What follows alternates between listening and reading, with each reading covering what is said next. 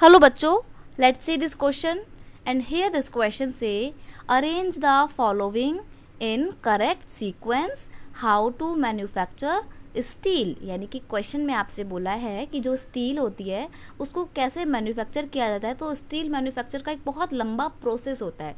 तो जो पूरा प्रोसेस होता है इसमें अलग अलग स्टेप होते हैं। तो आपको यहाँ पर इन अलग अलग स्टेप्स के नाम बताए हैं। आपको इन अलग अलग स्टेप को एक करेक्ट सीक्वेंस में क्या करना है, अरेंज करना है। तो हम वन बाय वन डिस्कस करते हैं। देखो, सबसे पहले जो आयरन होता है, आयरन ओरी में से रॉ मटेरियल निकाला जाता है, ठीक है। और फिर उस रॉ मटेरियल को लाके क्या करते हैं, उसको ब्लास्ट फर्नेस में डालते हैं। ब्लास्ट फर्नेस आप समझते हो क्या होता है?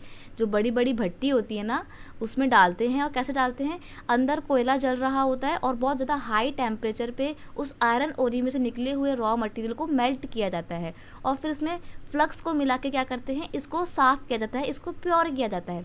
और जो वेस्ट होता है जिसको स्लैग बोला जाता है, उसको फिर क्या करते हैं, उसको रिमूव कर देते हैं। स्लैग बहुत गर्म गर्म होता है, तो उसकी वजह से ना आसपास का जो इन्वायरमेंट है वो बड़ा हॉट हो जाता है, एयर पॉल्यूशन हो जाता है। तो ये जो स्लैग होता है हार्मफुल भी होता है बहुत। फिर ब्लास्ट फर्नेस से जो इम्प्योरिटीज निकल गई हैं आयरन की, फिर उसको ले जाते हैं, फिर कहाँ डालते हैं, पिग्स में डालते हैं। बच्चे, ये जो पिग्स है ना, ये एनिमल वाला पिग नहीं है। ये पिग मतलब है सांचे। जैसे आप अपने घरों में गर्मियों के टाइम पे, समर सीजन में क्या करते हो, आप बर्फ़ को जमाते हो ना, छोटी छोटी आइस क्यूब में जमाते हो आप बर्फ़ को। तो क्या करते हो, पहले पानी डालते हो, सांचा होता है आपके पास भी। सिमिलरली आयरन को प्योर करके एक सांचे में डाला जाता है। उस सांचे का नाम है पिग। और पिग में डालने के बाद ये जो आयरन बनता है ये होता है पिग आयरन।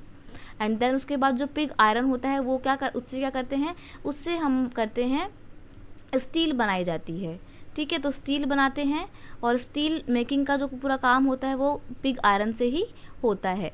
और स्टील बनने के बाद फिर जब स्टील बनकर तैयार हो जाती है तो फिर उसको हम अलग अलग शेप में ढाल के उसको हम इस्तेमाल कर सकते हैं। तो स्टील मेकिंग के बाद आपका लास्ट प्रोसेस होता है शेपिंग मेटल को अलग अलग शेप देते हैं। फिर उसको अपने जिस हिसाब से हमारे को इस्तेमाल करना है उसमें ढाल के अपनी मशीनों को या अपनी चीज़ों को बनाते हैं, फिर उसका इस्तेमाल करते हैं। तो हमने क्या देखा, सबसे पहले हमारा आया था ब्लास्ट फर्नेस। तो हमारा सेकंड, जो मैं यहाँ पे लिखती हूँ, हमारा सीक्वेंस क्या निकला है, सबसे पहले हमारा आएगा सेकंड वाला।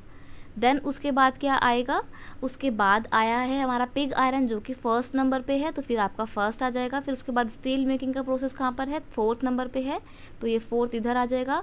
और लास्ट में है आपका शेपिंग मेटल, तो जो थर्ड है वो आपका बिल्कुल लास्ट में आएगा इन दी एंड। तो ये आपका एक करेक्ट सीक्वेंस में लगेगा। तो ऑप्शन ए आपसे मैच कर रहा है, second, first, fourth and third. तो आपको ऑप्शन ए पे टिक करना रहेगा। Option A is your correct answer. I hope you understand it well. Best of luck.